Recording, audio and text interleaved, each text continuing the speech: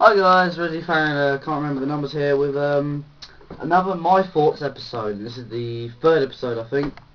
Yeah, third episode. And this week I've been jotting down some ideas for what I could possibly do this week. Got four.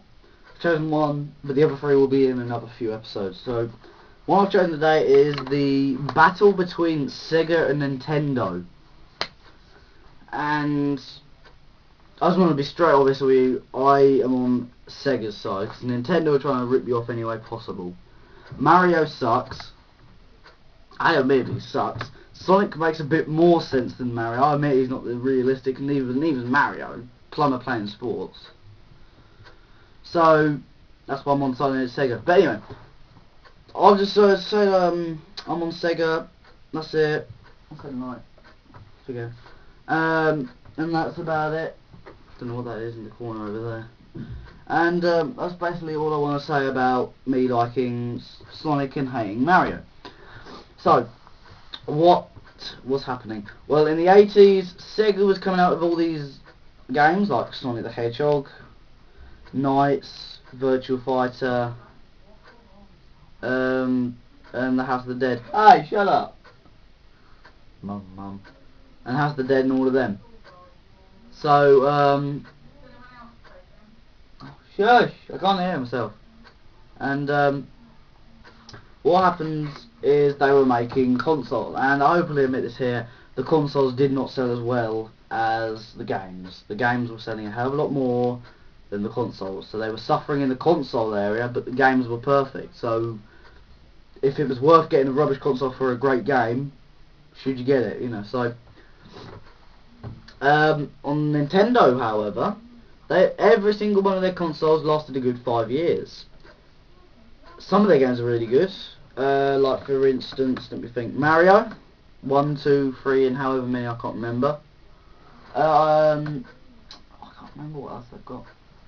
Nintendo have also got, I think it's Legend of Zelda, but I'm not 100% sure. I don't think they have no, Sony have rights to Spyro. Mario is practically the main one. What else did they do? They didn't do much more, I don't think. They did some Star Wars games as well for their Super Nintendo, and they came out with the Nintendo 64 and all of them. However, Sega came out with the Sega Genesis or Mega Drive. I call it a Mega Drive. I got the second Mega Drive, but we got rid of it a couple of years ago because it was annoying and barely didn't work, and we had practically 5 games and it wasn't really worth it. So we sold it, or just gave it away. So that happened. So I got right here my Nintendo Game Boy Advanced SP. It says it there, if you can read it. I don't think you can because the writing's not brilliant, but it's Game Boy Advanced SP. It's practically the Game Boy Advance, but a little bit smaller. And this Game Boy Advance SP can take old Game Boy games, like for instance, like the big square ones. An Advance, I could only take advanced games. It would not take any of the big bulky ones. Same for the normal GameCube and GameCube Color. They don't take the big bulky ones. So this one, it's a good. I don't really like handheld consoles, but this console, well, I wouldn't say console, but this Game Boy, I use it when I'm in the car on a holiday, going travelling to a holiday or somewhere far like London. So it's okay for journeys, but I wouldn't choose to play. I'd play my PS2, so or my computer even. So that'd be that.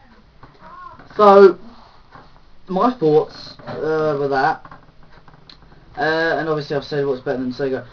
So first, in the 90s, it was practically Nintendo.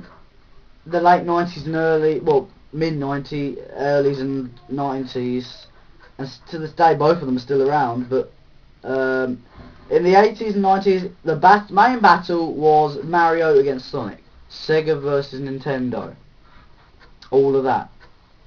Them two companies were at each other's throats.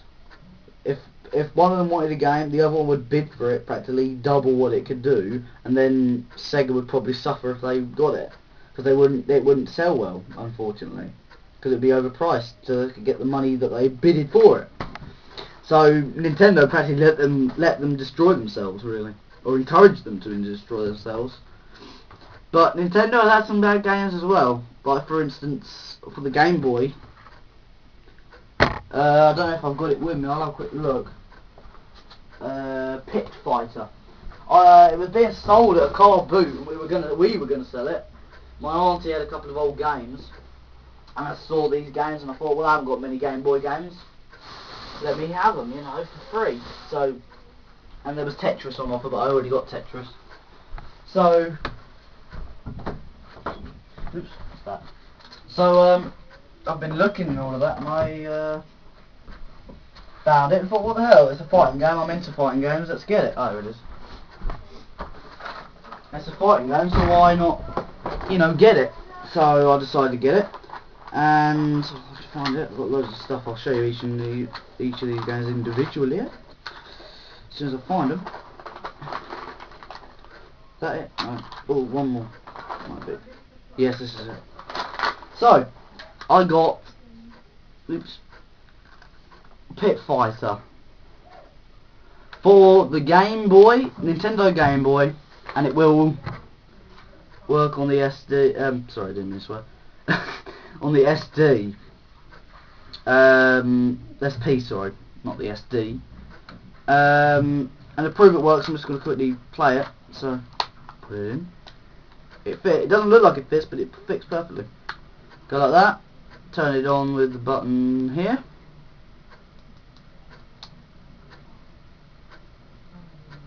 Oh, the sound's not on. So then we got the Pit Fighter there, and it works. Works. So these old games do work. So I'm going to continue this. No, I'm not going to continue this because my battery's about to die. So that's my thoughts on what Sega and Nintendo were. And there's new ones coming soon, like Xbox, PS3, and Xbox versus PS3. And my thoughts of what could be Game of the Year and stuff like that. So, no, maybe not the Game of the Year. So I hope you enjoyed it. More of my thoughts coming soon. See ya.